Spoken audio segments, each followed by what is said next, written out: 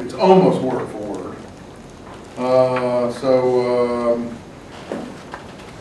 Because 2 Kings starts earlier. Notice, by the way, Lachish is mentioned there in 2 Kings. You see that? This is the reign of Hezekiah. And it talks in line 13 about Sennacherib's, too bad we don't really have time maybe to look at it. Maybe we'll look at it if we have some time later. Sennacherib, king of Assyria, attacked the fortified towns of Judah and captured them. And it talks a lot about Lachish, you see.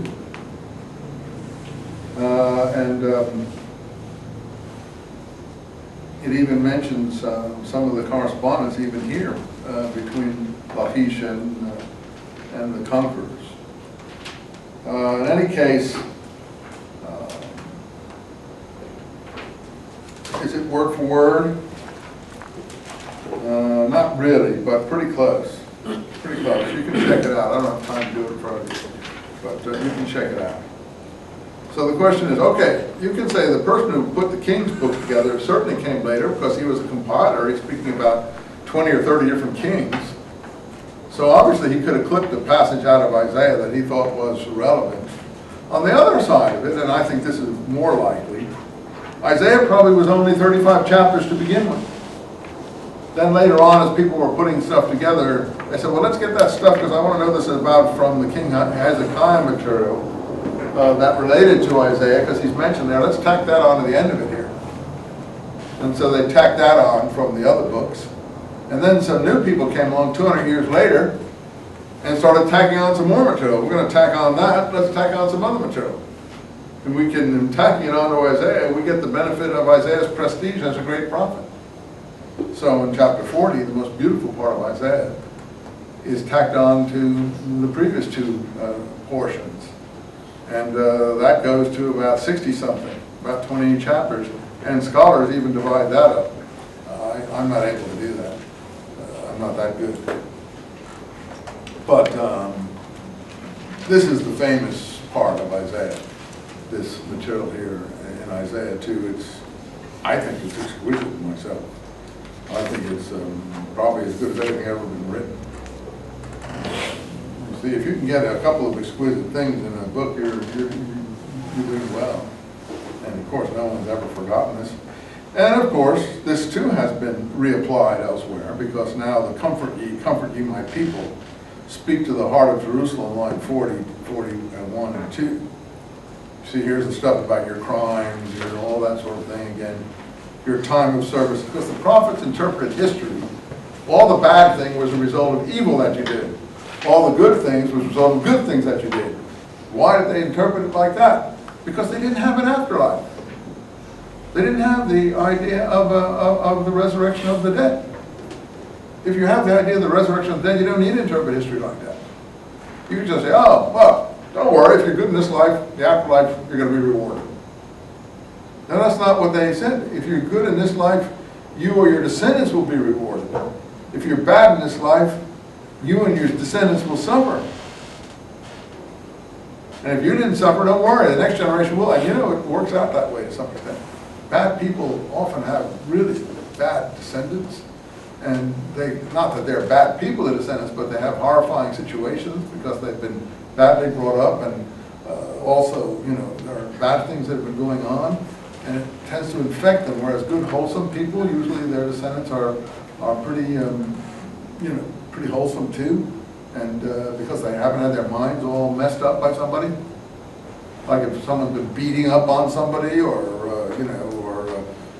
having sexual intercourse or incest with his own offspring or something like that in the household, usually it comes to, later on it comes back.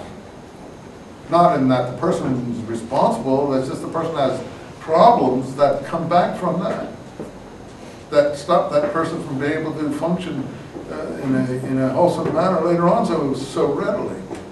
So anyway, I was just listening coming up. It was the worst thing I've ever heard in ages on public radio. The guy was talking about lobotomies, and he had a lobotomy down there in California when he was 12 by some guy who used to put ice picks into people's eyes, and go into the brain like that. And he had been put there because his mother died, and his father had married a woman who hated him, and wanted to get rid of him and convinced the husband that this was a problem child.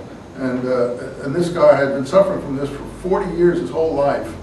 And now he's in his late 50s, early 60s.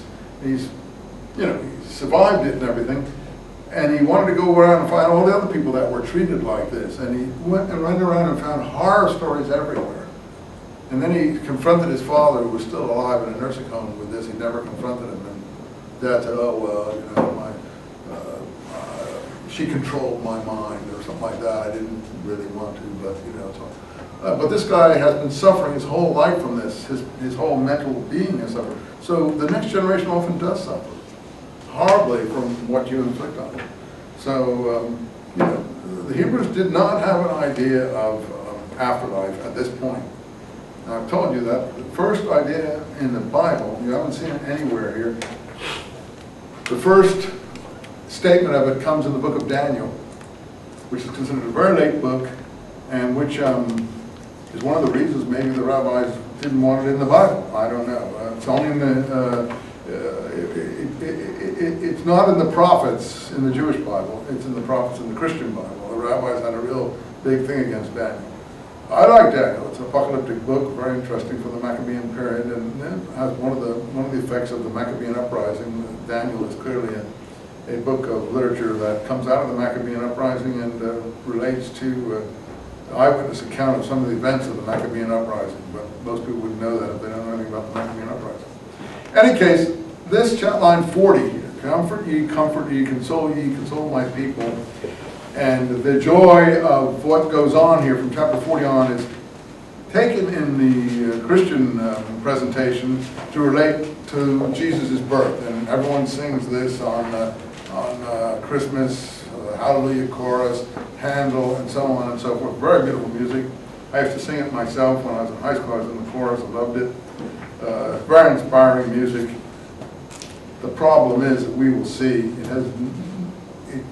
it isn't, even in this, where you see it here, does not relate to that event at all. It relates to the freeing of the Jews from the Babylonian captivity.